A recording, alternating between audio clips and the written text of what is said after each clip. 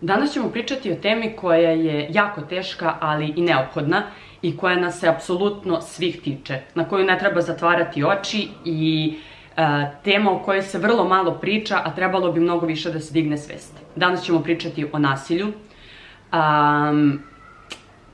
Kada kažemo nasilje, većina ljudi pomisli na udarac, na modrice i generalno na fizičko nasilje, ali bitno je da znate da nasilje nije samo modrice ili rana na telu. Postoji mnogo više vrsta nasilja o kojima se malo priča.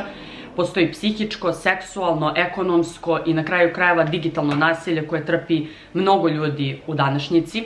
Tako da danas ćemo proći kroz sve te vrste nasilja, zašto se o njima ćuti, koja je psihološka pozadina žrtve, koja je psihološka pozadina nasilnika i najvažnije kako prepoznati nasilje i šta uraditi kada ga prepoznaš. Ostanite uz video ako vas ova tema zanima. Hello ljudi, nadam se da ćemo ovom temom danas podići malo svest o svemu, to nam je cilj.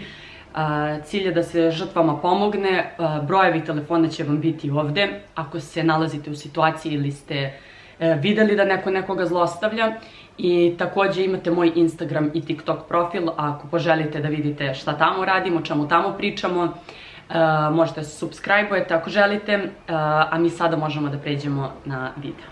Prva vrsta je naravno fizičko nasilje. Najdivlji oblik nasilja, udarci, guranje, čupanje, gađanje predmetima, bilo koja vrsta fizičkog povređivanja osobe pored vas je vrsta nasilja. Znači, lomljava oko te osobe, udaranje oko te osobe, sve je to vrsta nasilja, sve što fizički može da dođe u kontakt sa vama. Fizičko nasilje nikada ne dolazi iznenada, do njega dolazi nakon mnogo meseci ili godina prvenstveno psihičkog zlostavljanja. Znači, retko koji nasilnik će da dođe i direktno da vas ošamari, da vas udari, da vas počupa i sve ostalo. Pre toga mora da ima dobru bazu psihičkog nasilja da bi znao da ćete vi to fizičko nasilje da nastavite da trpite. Tu dolazimo do psihičkog nasilja, što podrazumeva sve uvrede, poniženja, kontrolu, konstantne kritike, tretman tišinom, omalovažavanje pred drugim ljudima, zastrašivanje, manipulacije, apsolutno sve što može na vašu psihu da utiče loše. To može da izgleda tako što će partner da vam kaže nisi dovoljno dobra, ti bez mene ne vrediš ništa, ti bez mene ništa ne bi uspeo ili uspela. I samo odmah da kažem, ovde pričamo o nasilju nad ženama i nasilju nad muškarcima. Znači, ovo ne isključuje žene. Ja znam da i žene vrlo mogu da vrše nasilje nad muškarcima kada se osete moćno, tako da odmah da znate da pričamo o nasilju nad bilo kojim živim bićem. Znači, nije pol bitan, samo ću možda češće pričati u ženskom rodu zato što sam ja žena pa mi je tako lakše. Takođe, u psihičko nasilje spada glupa si, dosadna si, dramatična si, ajde plači opet, plači još malo, ajde moli me i ostalo. Iako ne ostavlja modrice i ne ostavlja fizički trag, psihičko nasilje mnogo veći trag može da ostavi nego fizičko. Znači, mnogo su dublje rane, teža je borba i sve ostalo. Naravno, ne smemo da poredimo i nećemo da poredimo, ali samo kažem da neko ko je prošao kroz psihičko nasilje i bio u odnosu koji je dosta dugo trajao gde sam bila psihički zlostavljana, mogu da vam kažem da je meni kao nekome ko se bavi ovime, koji je u ovome pola svog života, jako bilo teško da se izvučem iz toga. Traume su velike, posledice su velike, mnogo rada na sebi iziskuje, tako da ako se osetite da ste u bilo kom trenutku psihički zlostavljani, prekinite to na vreme jer su posledice katastrofa. Sledeća vrsta nasilja nam je ekonomsko nasilje. To je kada osoba, partner, kontroliše novac i stavlja drugog u zavistan položaj. Znači, partner želi i cilj mu je da vi zavisite od njega ekonomski. Ne daje vam da radite, znači ne smete da imate posao, kontroliše vam primanja, u smislu ako ste mladi i roditelji vam daju novac, ta osoba vam uzima novac i ona raspolaže sa njim, daje vam džeparac koliko on ili ona misli da vam je potrebno i sve to da bi imao kontrolu nad vašim životom. Znači, ekonomsko nasilje je jednako kontrola. To će češće raditi muškarci ili žene koje su mnogo finansijski bolji od vas, stabilniji i recimo, ili mnogo u goroj finansijskoj situaciji od vas.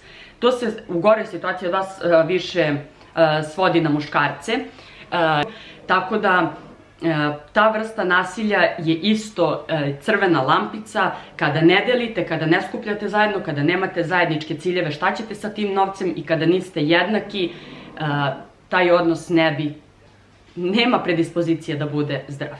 Sljedeća vrsta je seksualno nasilje.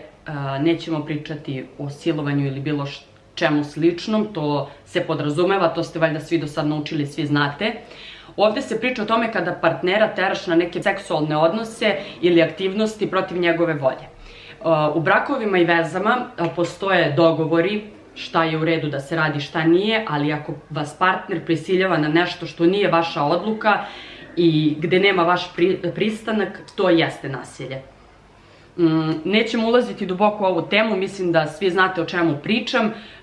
Seksualno nasilje je posebna vrsta, nemojte dopustiti da zarad opstanka u vezi ili da ostanete sa nekim u braku pristajete na neke stvari koje se vama ne rade, na neke akrobacije i aktivnosti koje nisu po vašem ukusu.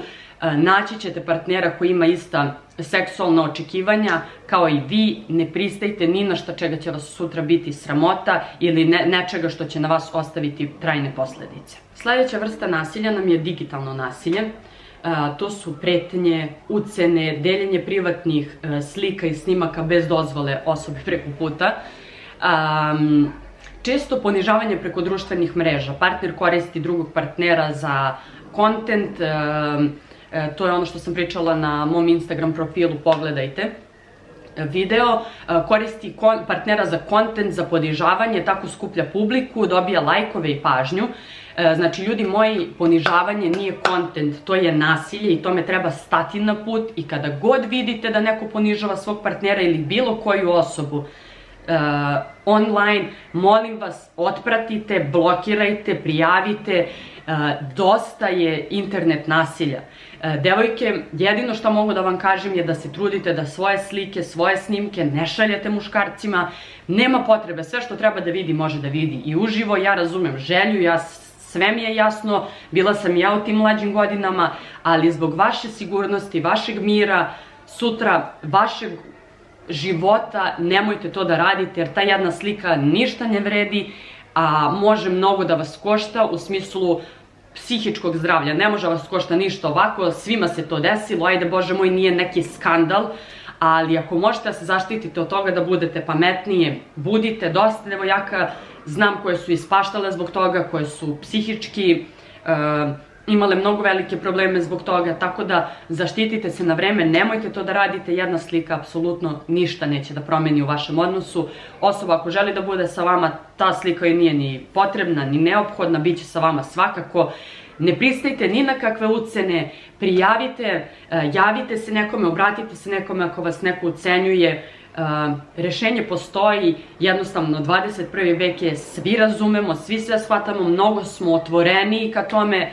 Tako da, eto, potražite pomoć i nadam se stvarno da ni jedna jedina žena ili muškarac neće da se nađe u ovoj situaciji, jer to je preteško da te neko ucenjuje sa sopstvenim slikama koje si poslao zato što si nekome verovao ili si ga voleo. Sada dolazimo do drugog dela videa, a to je zašto se o nasilju ćuti.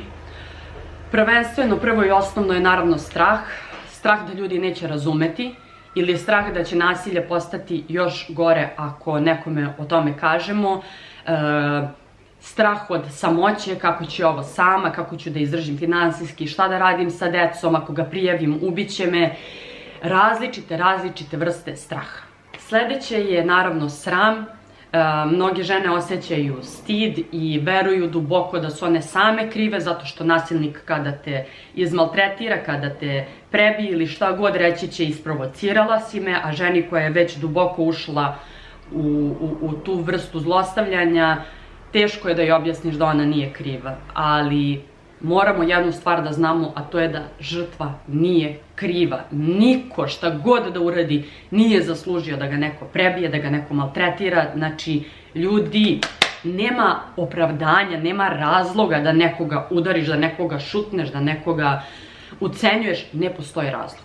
Sledeći razlog je zavisnost, da li finansijska, da li emocionalna. Žrtve umeju da se vežu za nasilnike, to je dokazano, to je prosto tako, ili jednostavno su totalno zavisne finansijski od nasilnika i ne znaju kako, kojim metodama da odu, a da mogu da nastave neki normalan i pristojan život, osnovni život, osnovne potrebe svoje da može da zadovolji.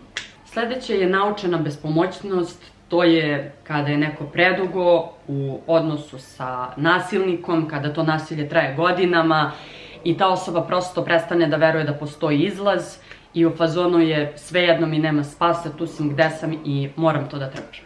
I na kraju neke društvene izjave ili ne znam ni kako da ih nazovem, a to je ma samo se on šalio, to se sigurno dešava svima, nije to ništa strašno. Takve rečenice održavaju nasilnika tu gde jeste i održavaju ga da bude prihvaćen, da bude društveno prihvaćen zato što je previše onih baba. Ćuti sini, mene je moj bio pa sam ja ostala, ništa vidiš, ništa mi ne fali, ni vama ništa ne fali. 21. vek je, ljudi, nema baba, nema deda, nema, trpi, neće više, joj pa dobro, neka, nema. Rastanak, skupi svoje stvari i odlazi od toga, nema te babe koje možete zadržiti tu. Sada dolazimo do trećeg dela, a to je psihološka pozadina nasilnika i žrtve. Nasilnik je najčešće jedna nesigurna osoba koja ima potrebu za kontrolom i dominacijom, zato što samo nesigurne osobe imaju tu potrebu. Takođe, najverovatnije je da je ta osoba odrasla u porodici gde je bilo nasilja i jednostavno to je postalo toj osobi normalno. Naučili su da se ljubav i kontrola mešaju. Oni uopšte nisu jaki, oni su jedni slabići, ali snagu dobijaju i tu moć tako što ponižavaju druge. Dok će kod žrtve da se desi da ponavljaju neke obrasce iz detinjstva koje su videle, žrtvi su granice generalno slabe, nije imao ko u životu da ih nauči kako da postave granice, verovatno su im i majke prolazile kroz slične odnose, razvijaju tu emocionalnu zavisnost, vezuju se za nasilnika i misle da ne mogu bez njega da žive i zbog tog srama imaju ubeđenje da su same krive. Kako prepoznati nasilje? Ako se stalno osjećaš uplašeno, manje vredno, krivo, to je nasilje. Ako partner kontroliše tvoje kontakte, finansije, oblačenje, način na koji se ponašaš, to je nasilje. Ako se stalno šali na tvoj račun, ponižava te u društvu i svi se smeju osim tebe, to je nasilje. Ako se osjećaš da moraš da hodaš po jajima jer ne znaš kako je raspoložen i da li će kojim slučajem da te prebije, to je nasilje. Šta da uradiš ako si žrtva nasilja i iz ovog videa ili iz neke druge životne situacije si napokon shvatila ili shvatio da jesi? Nisi kriv ili nisi kriva, nasilje je uvek odgovornost nasilnika, nikada žrtve. Potraži podršku u prijateljima, u porodici, osobi od poverenja, nastavniku, terapeutu, kome god osobi kojoj možeš da veruješ i kojoj jednostavno možeš da se poveriš bez da te osuđuje. Obrati se institucijama. U Srbiji postoje SOS telefoni za nasilje i za žrtve. Broj ću ostaviti ovde. Pozovi i prijavi nasilje. Ako ti je život kojim slučajem ugrožen, nemoj uopšte da razmišljaš, pozovi policiju. Broj policije Srbije. I napravi plan. Ja znam da je preteško, pogotovo kada se duboko uđe u odnos sa nasilnikom, ali napravite neki plan kako izaći iz toga, kako pobeći, pripremite dokumenta, novac, šta god možete i skupite se i idite glavom bez obzira. Nasilje nije privatna stvar. To je problem svih onih koji ga trpe i svih onih koji to gledaju i ne reaguju. To je problem cijelog društva. Kada ćutimo, mi podržavamo i održavamo to nasilje u životu. Kada kažemo da je to samo šala, mi ga normalizujemo. Ljubav i nasilje ne idu ruka pod ruku i ne idu zajedno ni u kom obliku. Ako ti se ovo dešava, nisi sama, postoji pomoć. Ako se ovo dešava nekome oko vas, ljudi, nemojte da okrećete glavu, nemojte da se pravite da to ne vidite. Nekada će to jedno pitanje, jel si dobro, jel ti treba pomoć, da spasi nečiju glavu, nečiji život i nečije psihičko stanje.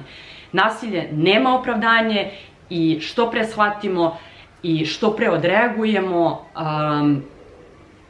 pre ćemo živeti nekim normalnijim životom i u nekom zdravijem društvu.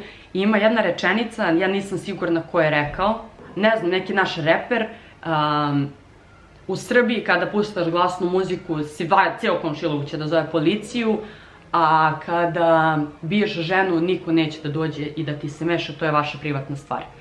Nemojte biti takvi, nemojte biti nezainteresovani, nemojte se plašiti, nasilje se treba prijaviti. Nadam se da sam nekome pomogla ovim videom, nadam se da će što više da se priča o ovoj temi, da se digne svest o svemu tome, nadam se da niko od vas ne prolazi kroz ovo. Ako prolazite, potražite pomoć. Hvala vam što ste gledali, to je to za danas. Bye.